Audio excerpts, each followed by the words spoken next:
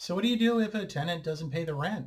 Well, a lot of this stuff should be covered on the front end. And by that, I mean a lot of this should be laid out in the lease and clearly explained to the tenant on the front end and also documented in writing. I like to not only have the information in the lease that the tenant signs off on and also obviously provide them with a copy of their lease, but also send them out a separate email reminder, with the late fee policy, the rent payment policy, and a variety of other policies just so you have it in writing. It's not a guarantee that they're going to pay the rent, but it's going to increase the likelihood that they don't default. And it's certainly always good to have as much communication as possible.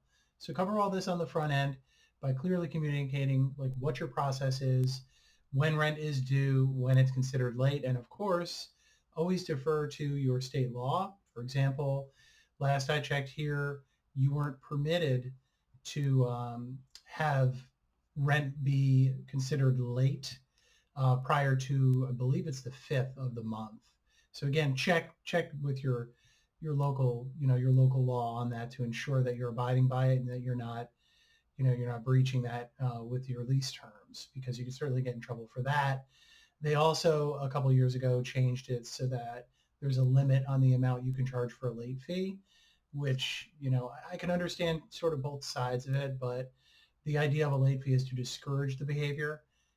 So if you make the late fee really low, I've actually had tenants just go ahead and pay late every month because they said, you know what, $25 late fee, not a big deal. I'll just pay late. It'll benefit me. It's certainly not something I would do, but people think differently. So always check with your local laws and make sure that you're abiding by them and that your lease doesn't seek to sort of supersede the local laws on there, because you can certainly get in trouble for that.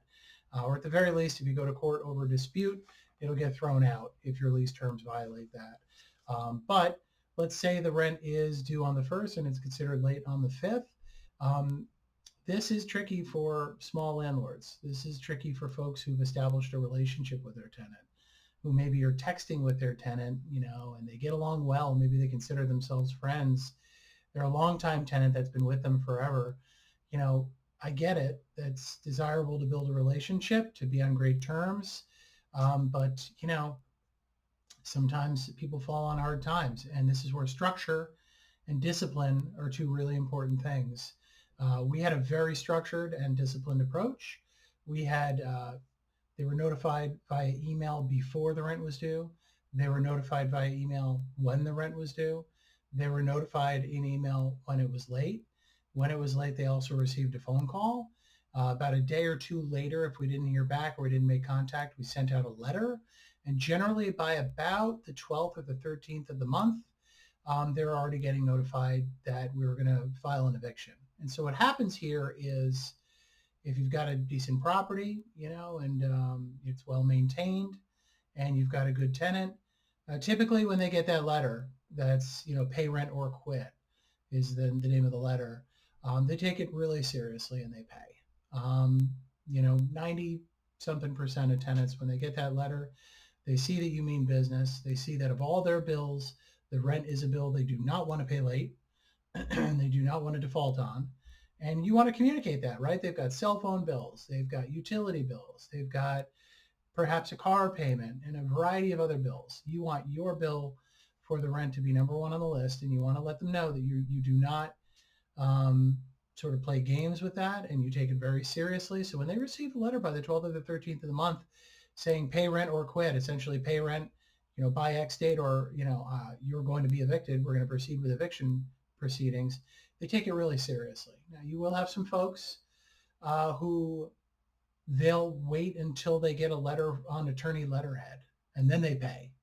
And that kind of stinks because you generally have to pay an attorney to write that letter. And it's even though you can tell them, I'm going to apply that charge for the attorney writing the letter to your account. I've seen often they don't pay it, and then you have to go after their deposit. But also sort of those tenants who play that game generally don't end up with a deposit by the end of the process. So it's all about mitigating and minimizing risk and placing a great tenant on the front end. But then also understanding that even if you put your your best foot forward and you screen really well and you place an outstanding tenant, life happens. Things happen to people. They lose their jobs, relationships end, life gets complicated, right? So that's where you want discipline and structure in place, and you want clear communication in place, and you want them to know that your bill is the number one bill, and you absolutely will take them to an eviction proceeding if they don't pay your bill. I know it sounds heartless, but being a landlord is a business endeavor, and also boundaries, as we touched on in previous videos, are very important. It's critical to know exactly where you stand. I would prefer to be regarded as a fair and reasonable landlord who's not to be pushed around, but who also takes great pride in the place I manage and takes care of it. I think I would prefer to be perceived that way than someone who could be walked all over, or than the opposite of that, right? Someone who will not hesitate to evict someone, but also doesn't take care of the property. Because I've seen both of those scenarios. I think it's a good balanced approach to be someone who's fair and equitable, but is, if there's one bill they pay, it's the rent, and you take that very seriously, and in turn, you maintain the property adequately for them to provide a great place for them to live.